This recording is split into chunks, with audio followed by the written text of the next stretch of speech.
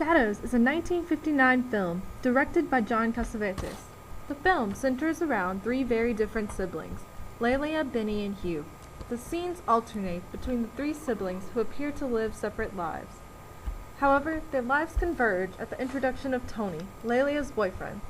Tony quickly grows distant when prejudice overcomes him at the realization that Lelia is African American. At this point, Tony decides to cut and run. Will the three siblings be able to move forward, and will Lelia recover from heartbreak?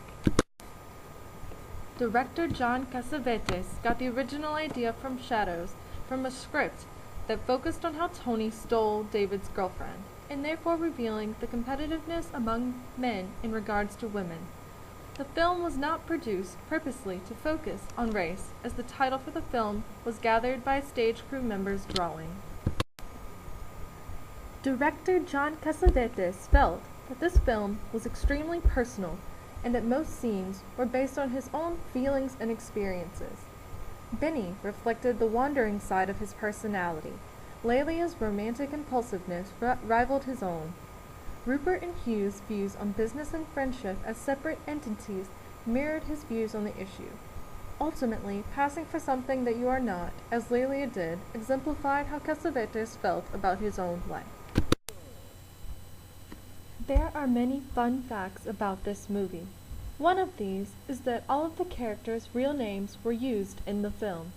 Cassavetes once boasted and claimed that the film was improvised and shot in a little over 40 days. Yet, in actuality, it took 10 weeks and underwent meticulous scripting. Additionally, the production lasted 2 to 3 years, and the thrill and anticipation by society had been decimated by this point. This film was considered a pioneer in U.S. independent film production. John wasn't a fan of handheld cameras, but it was the most efficient way to film at the time and on the go, so he used the 16mm camera. The cameramanship was well known for showing unflattering close-ups of the actors, which annoyed them to no end. The major characters are Lelia, who is the film's center in terms of emotions.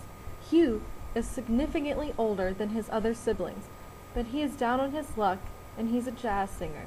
He also appears as a very dark-skinned African American. Ben is an angry young man who appears as a shade in between Lelia and Hugh. He is very protective over Lelia and is not afraid to express this. Finally, Tony, a white man whom Lelia falls in love with, has problems with her being of a different race, and these problems seem to form the rising action in the film. You will now hear from Carmen and Amanda on gender and race relations. This shot of all three siblings raises the question, what does it mean to look black?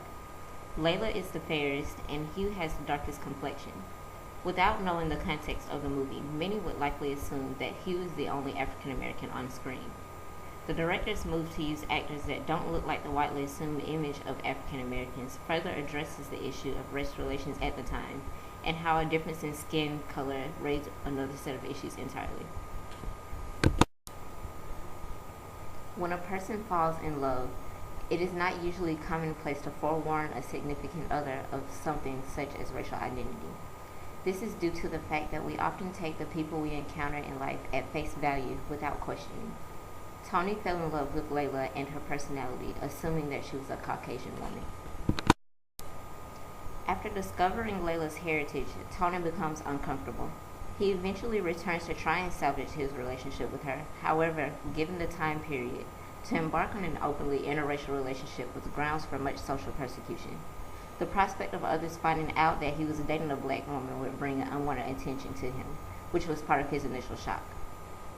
The moment between Tony and Hugh is an example of how neither side wanted to be hurt, one emotionally and the other societally. Why do some people have the liberty of going through life without announcing themselves? Does an obligation of acknowledgement come into existence when a person's exterior does not traditionally coincide with their interior?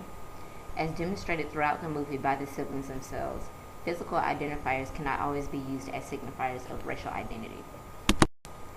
With that being said, the concept of the movie Shadows relates back to the idea of how being viewed as an other, in this case African American, follows a person in a society that is not as accepting of them, whether they look the part or not.